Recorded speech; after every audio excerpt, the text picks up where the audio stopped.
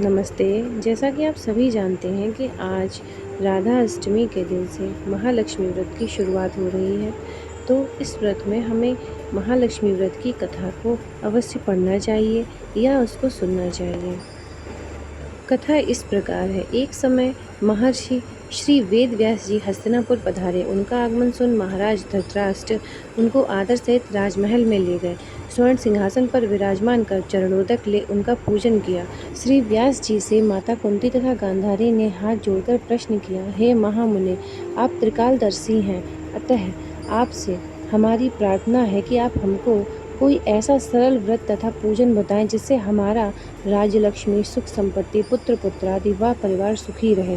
इतना सुन श्री वेद व्यास जी कहने लगे, हम एक ऐसे व्रत का पूजन व वर्णन कहते हैं जिससे सदा लक्ष्मी जी का निवास होकर सुख, समृद्धि व वृद्धि होती है। यह श्री महालक्ष्मी जी का व्रत है जिसे प्रतिवर्ष अश्विन कृष्ण अष्टमी को विधिवत किया जाता है। हे महामुनि, इस व्रत की विधि हमें विस्तार पूर्वक बताने की कृपा करें। तब व्यास जी बोले, हे देवी, यह व्रत भाद्रपद शुक्ल अष्टमी से प्रारंभ किया जाता है।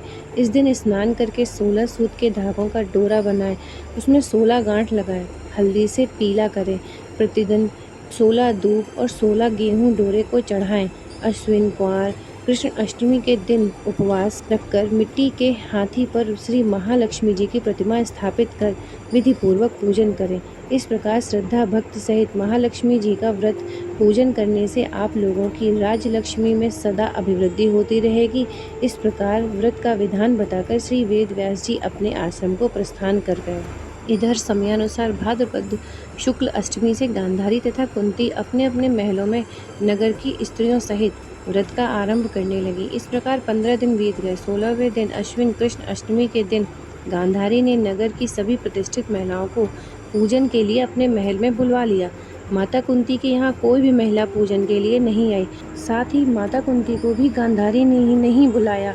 ऐसा करने से माता कुंती ने अपना बड़ा ही अपमान समझा। उन्होंने पूजन की कोई तैयारी नहीं की एवं उदास बैठ गए। जब पांचों पांडवों युधिष्ठिर, अर्जुन, भीम, नकुल और सहदेव महल में आए तो कुंती को उदास देखकर पूछा, हे माता, आप इस प्रकार उदास क्यों हैं?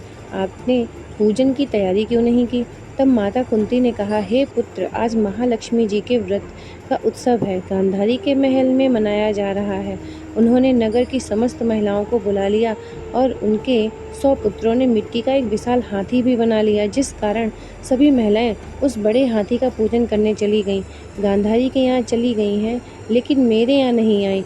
यह सुनकर अर्जुन ने कहा, हे माता, आप पूजन की सारी तैयारियां कीजिए और नगर में बुलावा लगा दें कि हमारे यहाँ स्वर्ग से ऐरावत हाथी का पूजन होगा। इधर माता कुंती ने नगर में ढिंढोरा पिटवा दिया और पूजा की विशाल तैयारी होने लगी। उधर अर्जुन ने बाण के द्वारा स्वर्ग से ऐरावत हाथी को बुला लिया। इधर सारे नगर में शोर मच गया कि कुंती के महल में स्वर्ग से इंद्र का ऐरावत हाथी पृथ्वी पर उतारकर पूजा जाएगा।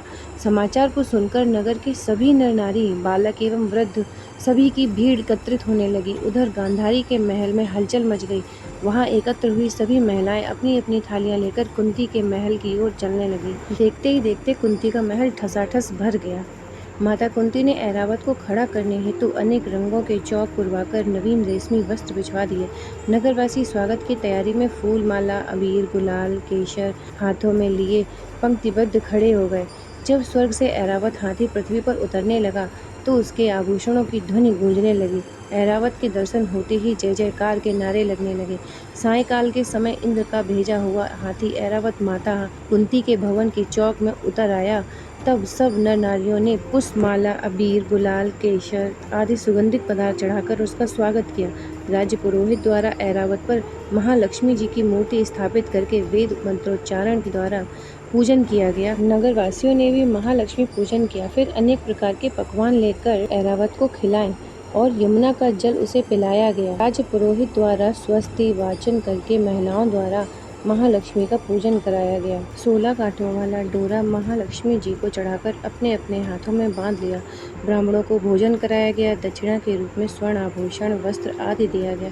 तत्पश्चात महिलाओं ने मिलकर मधुर संगीत लहरियों के साथ भजन कीर्तन और संपूर्ण रात्रि महालक्ष्मी व्रत का जागरण किया।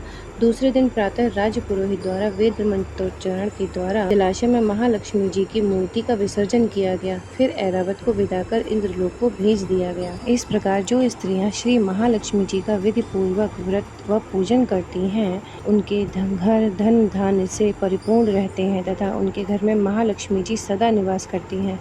इस हेतु महालक्ष्मी जी की यह स्तुति अवश्य बोले। महालक्ष्मी नमस्तुभ्यं, नमस्तुभ्यं सुरेश्वरी, हरिप्रिय नमस्तुभ्यं, नमस्तुभ्यं दयानिधे। जय श्री महालक्ष्मी की।